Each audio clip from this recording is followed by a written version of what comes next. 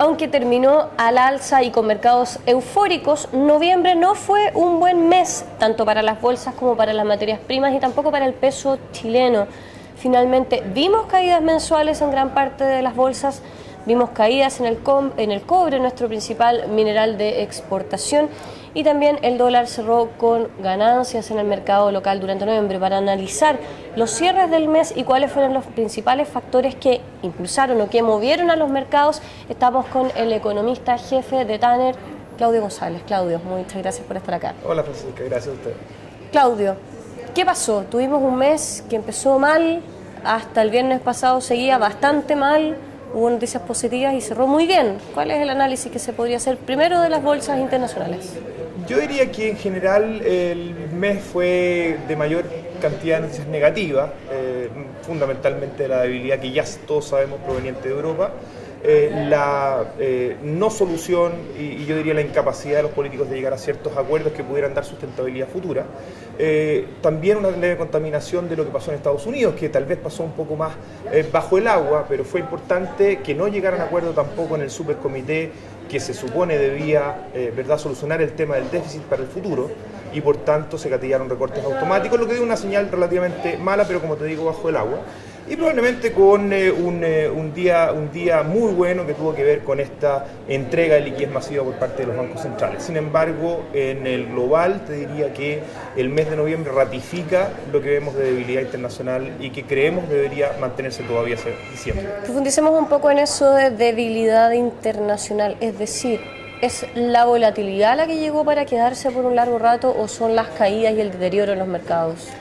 Yo diría que lo que va a seguir marcando un poco a los mercados internacionales va a ser volatilidad, pero con sesgo a la baja, ¿no? Los buenos días que veamos y que tengan que ver con anuncios por parte de los bancos centrales, por ejemplo, como lo que vimos recientemente, es probable que sean datos puntuales, pero el deterioro de la actividad, por ejemplo, por alguna parte, en el caso de Europa, es muy potente. El eventual deterioro de la actividad en China, que de alguna manera podría verse a partir de que las autoridades tomaron la decisión de rebajar los encajes bancarios, que da cuenta de una actividad que estaría acelerándose también. Creo que van a ir configurando un panorama de sesgo a la baja, ciertamente con volatilidad, nos tenemos que acostumbrar a eso, pero con algún sesgo a la baja. Con respecto a China específicamente, que China al final del día, si bien se ha mantenido un poco silenciosa en los últimos días, pero solo silenciosa, porque sí, al final del día China sale con cualquier cosa y los mercados reaccionan con fuerza. Con respecto a China, se habla de esto, de la decisión de la autoridad de rebajar lo de los encajes. Sin embargo, ¿no sería una buena señal respecto de que China podría, al estar ya enfriando un poco su economía, volver a demandar? Recordemos que este enfriamiento fue, de cierta medida, un poco artificial. Ciertamente. Y duró además bastante tiempo, es decir, China fue desde el 2010 en adelante, desde el principio del 2010, subiendo fuertemente sus encajes bancarios, también subiendo su tasa de política monetaria y haciendo restricciones crediticias que al parecer estarían con la decisión última de rebajar los encajes bancarios reversándose.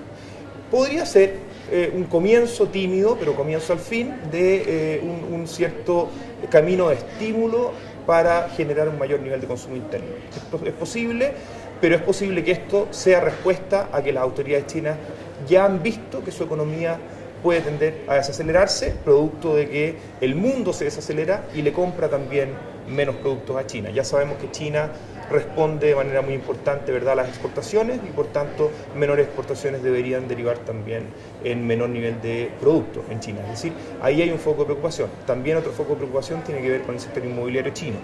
El sector inmobiliario chino genera en torno a un 13% del Producto Interno Bruto chino. Para dar una referencia, en Chile es la mitad, entre un 6,5% hasta un 7% se genera en el sector inmobiliario. Por tanto, definitivamente, si hay daño en el sector inmobiliario, también podría afectar el producto chino. Yo creo que esto las autoridades chinas lo han visto y han actuado prontamente a rebajar los encajes. Es posible que veamos algunas otras noticias chinas en ese sentido en el futuro. Ahora veamos un poco qué podemos decir del dólar, hacia dónde está yendo el dólar y cuáles son los principales fundamentos que están moviendo la moneda en nuestro país. Yo te diría que ahí probablemente podemos hablar de tres. El primero es, desde luego, que el acoplamiento del dólar a algunas monedas emergentes. Ahí hay un elemento importante que hay que tener en cuenta. Es decir, en momentos en que el mundo se pone riesgoso, la mayoría de los inversionistas lo que hacen es irse a moneda dólar o instrumentos denominados en dólares y votan el resto de las monedas, incluye las emergentes más importantes como el real, por ejemplo. El peso chileno está acoplado con ese comportamiento. Si el real se deprecia, el peso chileno también tiende a depreciarse. Por el contrario, lo que hemos visto en los últimos días, un real apreciándose en parte y por tanto el dólar en Chile también apreciándose. Ahí hay un elemento. El segundo elemento es que nuestros diferenciales de tasa de interés respecto de las tasas de interés en el resto del mundo van a comenzar probablemente a ampliarse. Nuestra tasa de referencia muy probablemente va a bajar. Y eso va a generar una presión, desde luego, de salida de dólares. De menores requisitos de tener pesos, segundo elemento. Y un tercer elemento muy, muy importante, que estamos todos expectantes y tiene relación con la pregunta anterior, ¿qué pasará con el precio del cobre y qué pasará con la demanda china por cobre? Si China se desacelera o hay menor actividad industrial en China, muy probablemente tendremos un precio del cobre que va a ir buscando los $3 la libra, eventualmente por debajo, y eso va a significar otro apoyo a la depreciación del tipo de cambio. Más allá de las proyecciones futuras, ¿las causas que movieron al cobre son un poco las mismas que se han replicado en todos los otros mercados? Te diría que lo que ha movido el precio del cobre tiene dos raíces. Tiene una muy importante en la actividad industrial de los países asiáticos, fundamentalmente China, pero tiene otra también que yo creo que tuvo ya una cierta salida de capitales de ese mercado en la especulación en activos que trataban de apostar al precio del cobre. Mi impresión es que sobre este segundo factor ya salió, digamos, cobre de ahí, ya salieron demandas por cobre en lo que tiene que ver a aspectos especulativos y probablemente nos quedamos todavía mucho más centrados en lo que es la actividad industrial de los países emergentes, sobre todo China. Por tanto, lo que pasa en China es decidor para el precio del cobre y para nuestro dólar. Claudio, no podemos cerrar el mes sin hacer una expectativa de cierre de año. ¿Cómo estamos viendo finalmente este 2011?